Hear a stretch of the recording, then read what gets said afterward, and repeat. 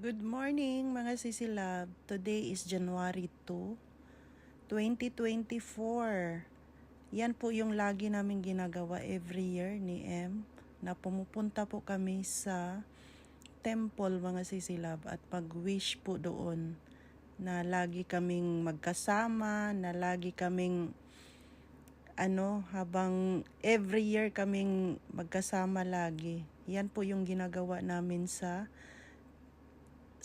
mga sisilab. Every year na pumupunta kami sa temple, nagwi-wish kami. Yung wish namin yung about sa health, ganyan. Na hindi kami magkasakit.